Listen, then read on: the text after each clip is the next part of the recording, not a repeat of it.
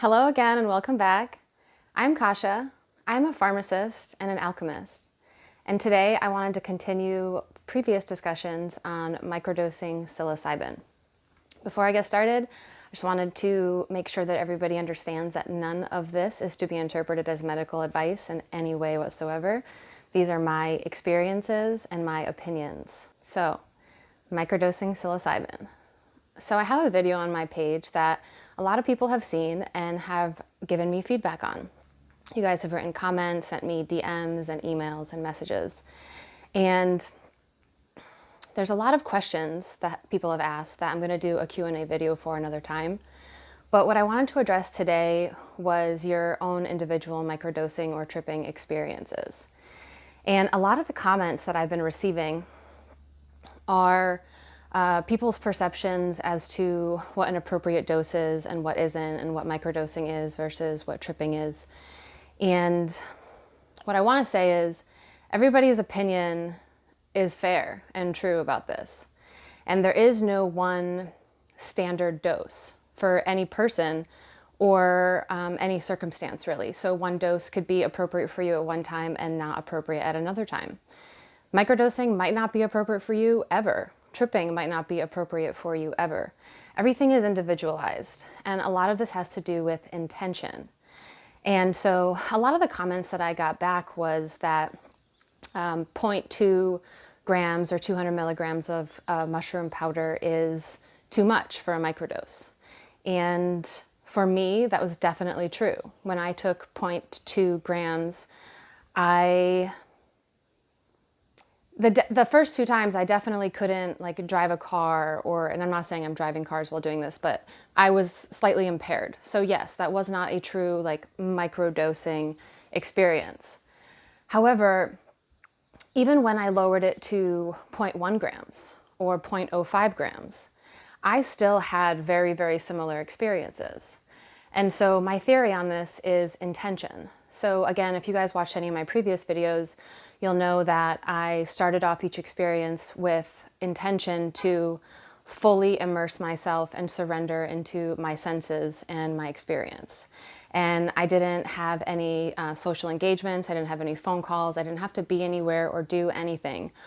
My only purpose or my intention was to fully immerse myself in that experience and see what perceptions changed. And so regardless of the dose that I'm taking with that intention, I do find slight differences in my perception of sound and taste and smell and touch. And so therefore, when I say I could see fractals or feel certain things with music or with the food I was eating, that was my intention, right? So intention is super powerful when you're microdosing or tripping or using any sort of psychoactive medication. And that's the thing. This is a medication, and it's something that can be used as medicine. And it's a sacred practice. It's not just, in my opinion, it's not just a drug that you can go take. And this is coming from me. I'm a pharmacist. I have a distinction between drugs and medicine.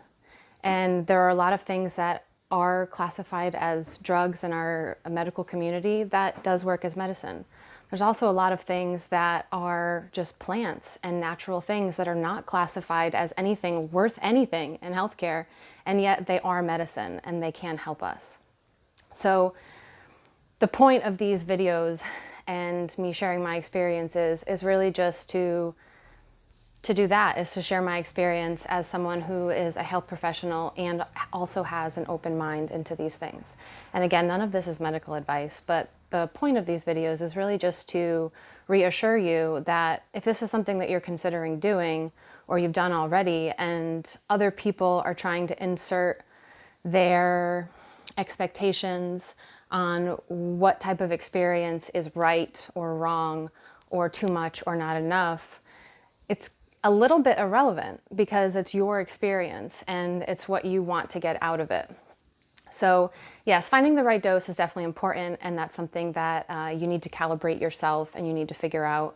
And again, this is not medical advice. I'm not trying to tell you what to do or how to do it.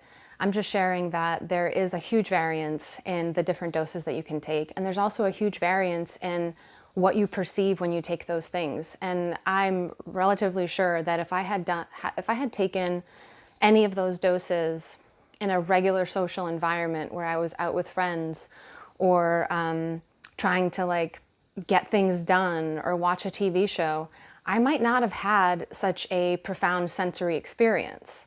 But I was meditating, I was stretching, I was in the moment. And so this just goes to show that your intention is really powerful. So if you want to use plant medicine in a sacred way and reconnect to yourself in any way, really, think about it before you do it. Get your intention straight. Write your intention down. Go into it with that intention, and that's what you'll come out of it with. And as far as like good experiences or bad experiences or good trips or bad trips, it's all perception. And so I'm not trying to lessen anybody's bad experiences or put them down or say that they're not real or that you shouldn't have been hurt by them. What I'm trying to say is every moment that we have is literally an opportunity to choose how we experience our life.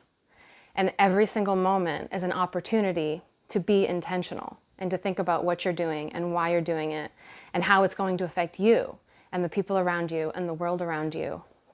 And when we start thinking that way, when it comes to microdosing or cannabis use or drinking coffee in the morning or going for a walk or how you interact with other human beings, whatever it is, for me, one of the biggest lessons with plant medicine, especially at this point in my life, is intention and what you put into something. And I just really wanted to share that with you guys today. This video wasn't planned at all. I was actually just about to smoke a joint, and I'd rolled myself a little CBD and THC mix joint, and I was gonna light it up, and I just really felt called to make this distinction. But like I said, I'm gonna make some videos coming up in the future about some of the Q&As I've been getting, because it's really, really cool to see the engagement from you guys and to see how many people have been reaching out to me, sharing their experiences and asking questions. And I'm just really stoked that you're here and you stayed this far, and I really appreciate you and I love you. Hope you have a great day.